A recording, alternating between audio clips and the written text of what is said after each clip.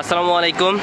এখন বর্তমান আছি ঢাকা মাওয়া হাইওয়ে যে রাস্তাটা, আর এই রাস্তার সামনে এখানে হচ্ছে টোল প্লাজা, জাতির পিতা হযরত ইব্রাহিম আলাইহিস সালাম এক্সপ্রেসওয়ে এই টোল প্লাজা। আর এখানে দেখছেন প্রচুর জ্যাম, আর জ্যাম হওয়ার কারণ হচ্ছে এই সামনে হচ্ছে ছাত্ররা রাস্তা অবরোধ করে রাখছে, আটকে রাখছে, যার কারণে গাড়ি এখান থেকে কিন্তু আপনার যাইতে পারতেছে না। এখানে সব গাড়ি কিন্তু আটকে রয়েছে।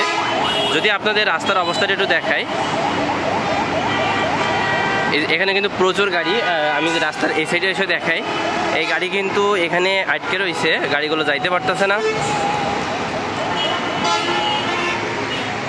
কারণ ছাত্ররা এই যে সামনেই আপনার টোল প্লাজার সামনে অনেক ছাত্ররা সামনে আছে, রাস্তা আটকে রাখছে, আর এই গাড়িগুলো এই জন্য এখানে হচ্ছে বিশৃঙ্খলভাবে যানজট লেগে গেছে। আপনাদের এইগুলো দেখালাম, একটু সামনে যাই, ছাত্রদের কাছে যাই, দেখি তাদের ভাষ্য কি, গাড়িগুলো কেন আটকে রাখছে। একটু আপনারা সাথে থাকেন, আমি যাচ্ছি।